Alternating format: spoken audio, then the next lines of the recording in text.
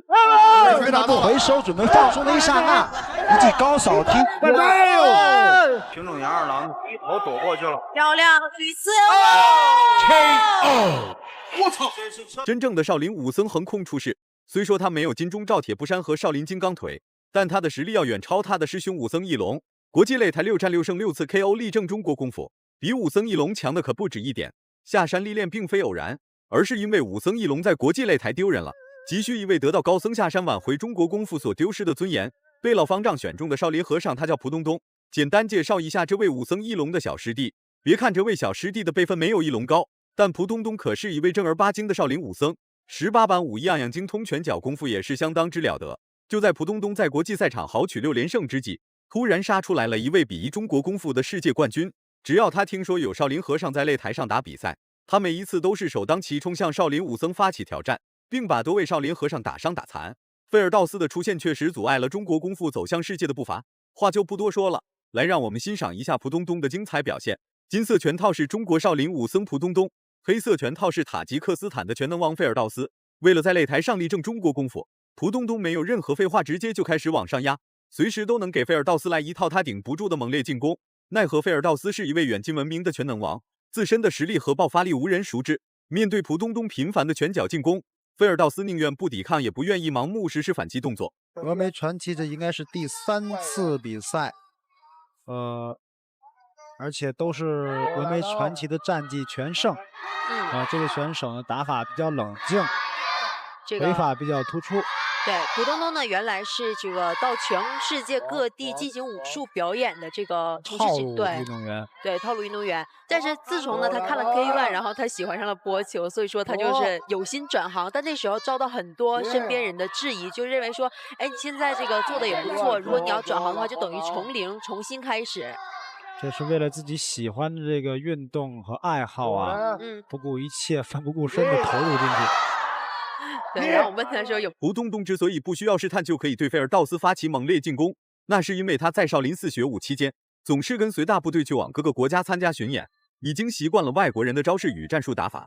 再加上蒲东东对泰拳非常有研究，他知道大部分外国选手都是以泰拳和武术散打为部署核心，菲尔道斯也不例外。很快蒲东东就找到了菲尔道斯的弱点，并对其施加压制力。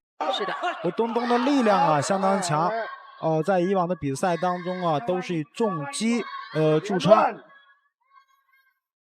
所以我们看到啊，蒲东东每一次要发力的时候，这个他的对手啊都显得相当的紧张，因为上来几个照面的这个碰撞之后啊，明显可以感觉到蒲东东这个动作的一个力量啊相当之大。这个扫踢势大力沉，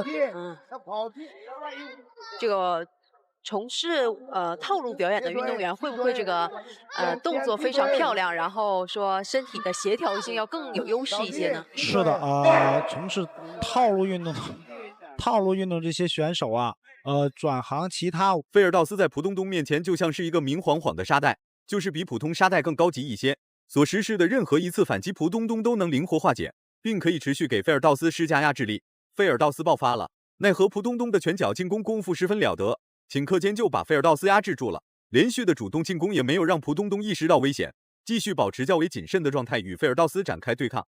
少林武僧蒲东东暴揍一个世界泰拳冠军应该不成问题。蒲东东出动作呀，并不像菲尔道斯那么多那么乱，但是每一出啊每击必中，说明这个蒲东东整个进攻的思路啊相当清晰。是的，这个南方选手的拳法哈看起来比较粗糙，然后这个断轰一气，但是还是比较好用的。是的。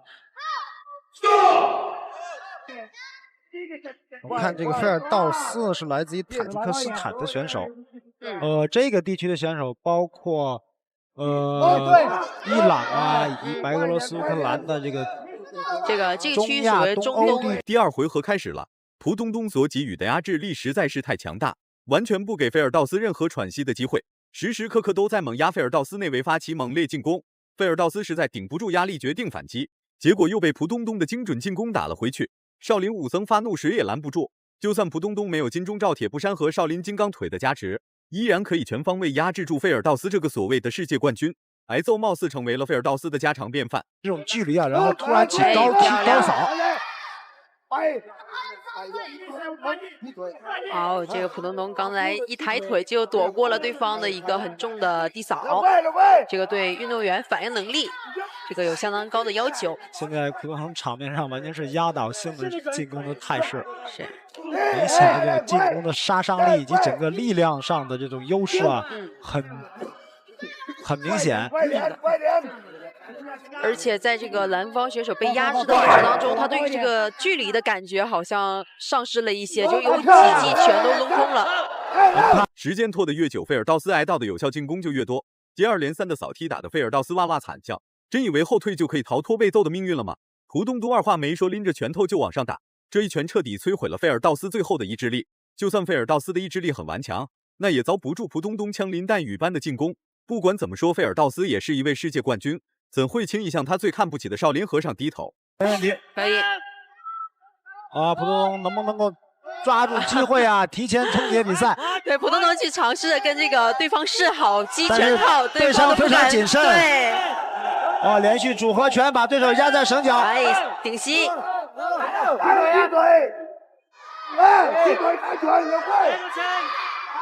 对，但是他应该放心，我们中国的运动员还是有这些基本的这个擂台道德的，不会像这个美国那个拳王梅维瑟一样。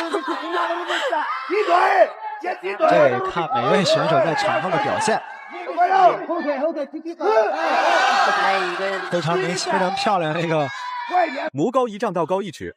费尔道斯再怎么厉害，那也顶不住普东东频繁的重拳出击，并且每一次进攻打得都非常精准。频繁挨到重击的费尔道斯没有了任何反抗力量，除了被普东东追着暴揍，剩下的就只有逃跑，尽量避免普东东更多的重拳出击。然而普东东岂会轻易放过眼前这位苟延残喘的费尔道斯？对中国功夫的不敬就是对少林和尚的侮辱，毕竟每一位少林和尚都受教于中国功夫。这个普东东一直追着对手打哈，现在对手到这个围手边，对，比较被动。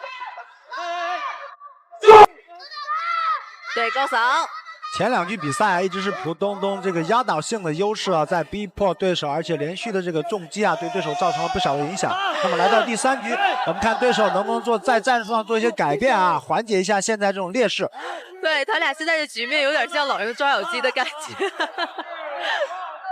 场面上有一些戏剧化。对，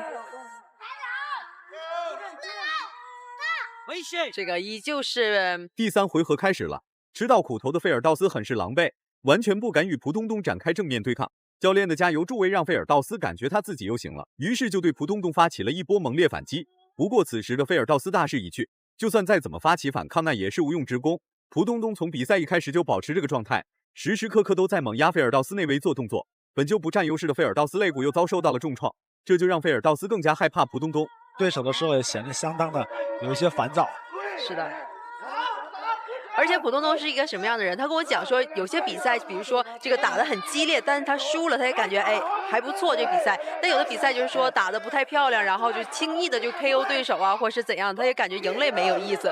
打得不能尽兴。对，所以我感觉这个比赛他也是应该这么想的。哦，普东东连续拳法的追击。对。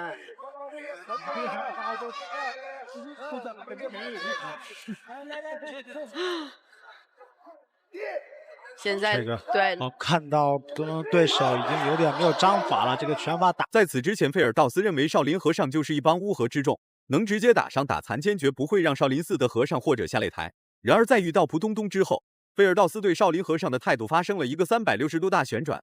少林功夫和中国功夫都是外国人不轻视的武术，一旦对中国人少了几分畏惧，那么将会大祸临头，有血光之灾。全程都在逃跑的费尔道斯根本就没有任何办法，要么被普东东当场打成残废丢人现眼，要么就是在擂台上跑马拉松，无视比赛规则，无视裁判。